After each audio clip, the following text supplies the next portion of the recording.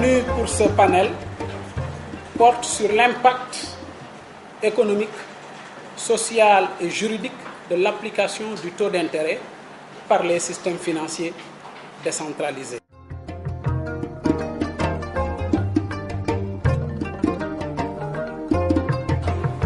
Jusqu'au XIXe siècle. Juste avant, on a vu que l'Église catholique refusait la notion d'intérêt, en disant vous nous calculez les intérêts proportionnellement à la durée, donc vous vendez le temps et le temps appartient à Dieu. Il n'est pas question de vendre le temps. Affaire terminée. Tout ce qui se développait dans la fin du 19e expliquait que ce n'est pas seulement le temps. Il y a la préférence à la liquidité qui était posée, le renoncement à une consommation immédiate, et ensuite les risques liés au déroulement de l'argent.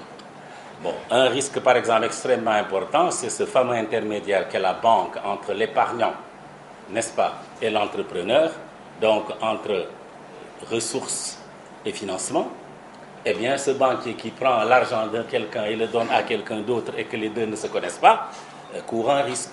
Par exemple, le risque de faillite de la banque. Et fait rémunérer ce risque.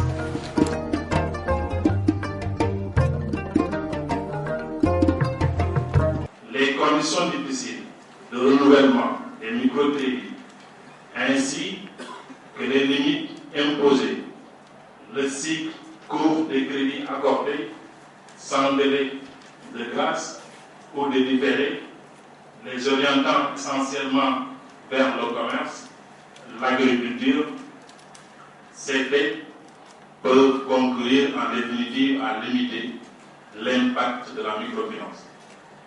Mais les critiques les plus vives sont portées contre les taux d'intérêt.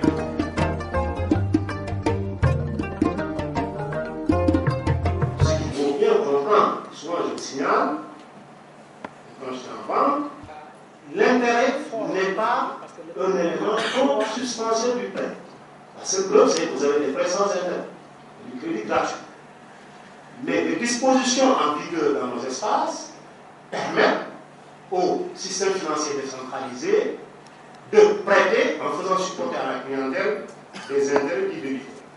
Je donne sur les sanctions de l'usure.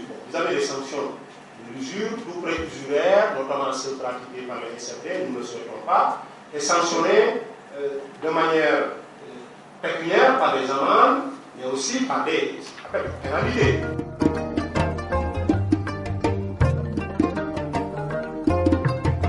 Je voudrais savoir si vous ne trouvez pas aussi paradoxal que la clientèle des SFD, c'est-à-dire les systèmes financiers décentralisés, qui ont une clientèle à majorité pauvre, supportent des taux d'intérêt assez élevés, dont le plafond se limite à 27%, tandis que la clientèle des banques, qui est une clientèle assez aisée, supporte un taux d'intérêt notamment moins élevé. Ça peut se comprendre dans la mesure où ces institutions de microfinance, au regard de tout ce que j'ai donné comme argument, n'ont pas de ressources, n'ont pas l'habilité d'aller sur le même marché, comme disait Mokhtar, que les banques pour mobiliser de la ressource. Ils ne travaillent pas sur le même marché. De ce fait, ils n'ont pas la possibilité de mobiliser les mêmes ressources que les banques. Vu sous cet angle, on comprend tout de suite qu'ils n'ont pas la possibilité d'appliquer les mêmes taux. Aujourd'hui, la microfinance doit être analysée sous l'angle économique. Nous sommes effectivement à la recherche de profit. Toute autre appréciation serait sujette à caution. La femme qui prend un crédit de 100 000, avec un taux de 20%, elle paye 20 000, ça fait peut-être 120 000. Elle part à Diable pour acheter de l'huile de palme. L'huile de palme, il achète à Diable le litre à 500 francs.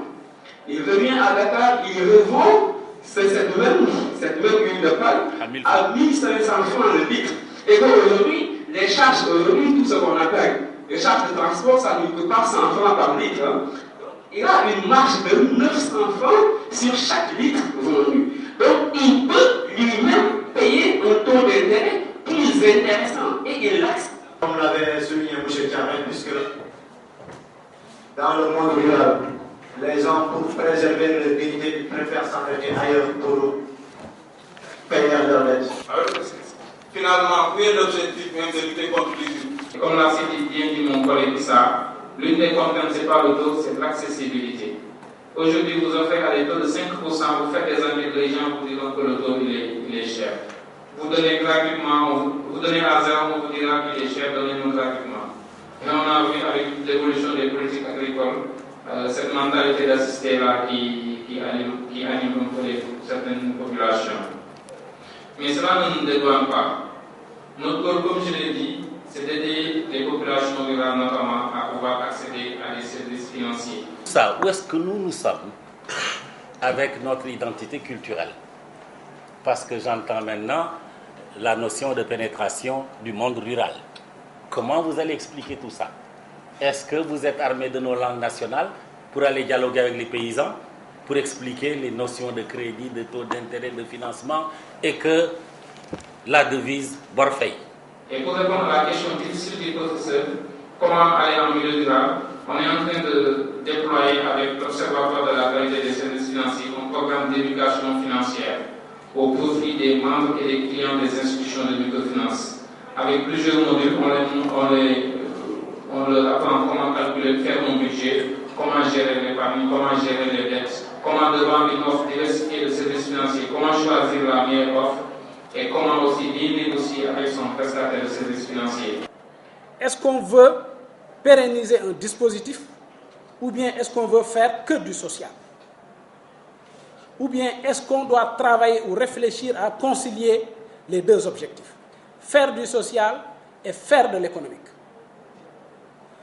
Quelqu'un disait tantôt, le problème se pose moins en termes de niveau du taux, mais c'est plus en termes de qualité des projets soumis pour financement.